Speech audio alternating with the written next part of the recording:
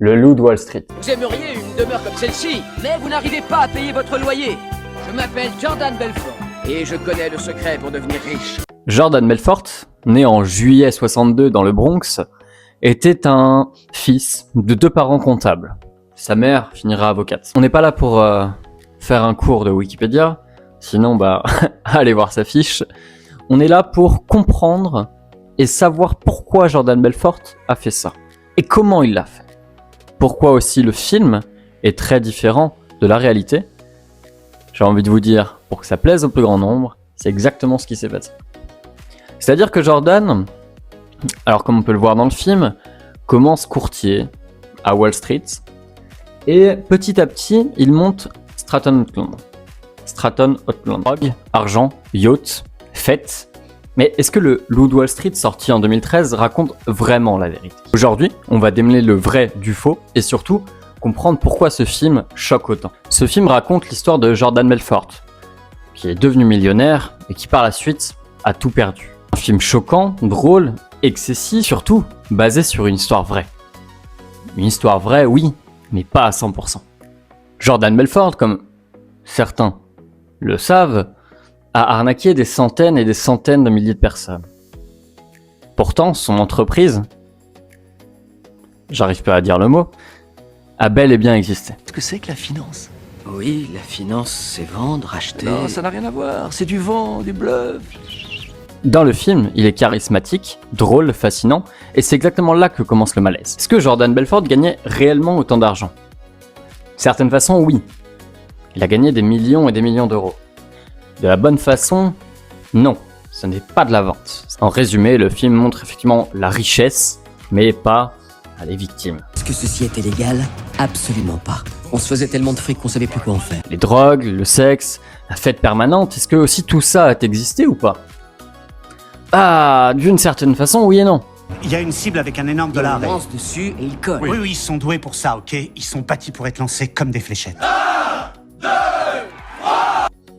On a plusieurs témoignages qui montrent effectivement des choses qui se sont passées, des stripteaseuses qui venaient dans les bureaux. Alors, ça peut peut-être en faire sourire certains, mais bon, est-ce que c'est une bonne énergie pour travailler?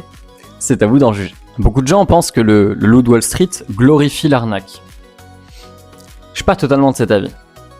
Je dirais que ce qu'on voit surtout dans le film, c'est que moins Belfort a de l'argent, plus il est heureux, et à l'inverse, plus il a d'argent, moins il est heureux. Le film parle peu des conséquences. En réalité, il y a eu des centaines et des centaines de personnes, enfin de familles plutôt, ruinées à cause de ça. Belfort les faisait investir sur des actions. Ces actions étaient souvent à perte. Donc, tout ça pour conclure, ce film fait poser une réelle question. Où est-ce que toi, tu es prêt concrètement pour aller gagner de l'argent? Pour certains, ce film peut être un rêve, un idéal. Pour d'autres, un avertissement. Ça, je peux pas le juger pour toi à ta place. Je te laisse me dire ce que tu en penses en commentaire. Maintenant, j'aimerais revenir sur Belfort, qui reste pour moi quelqu'un d'inspirant. Quelqu'un qui a fait de grandes choses et quelqu'un qui a toujours réussi à s'y démener. Pour rappel, Belfort n'a jamais, je dis bien jamais, remboursé toutes les familles qu'il a ruinées. Pour autant, il a écrit un livre, il a écrit plusieurs livres d'ailleurs, et il fait des conférences. Donc, ces fameuses conférences avec le fameux « Vends-moi ce stylo » peuvent inspirer certains entrepreneurs. Est-ce les bons? Encore une fois, je te laisse juger.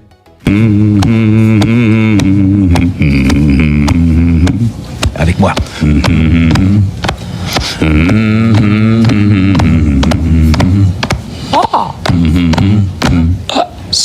Voilà, j'espère que cette petite vidéo vous a plu, qu'elle vous a inspiré, qu'elle vous a intéressé, qu'elle vous a donné envie d'aller plus loin que juste un film sur un écran sorti en 2013, qu'elle vous a donné un peu plus de vision.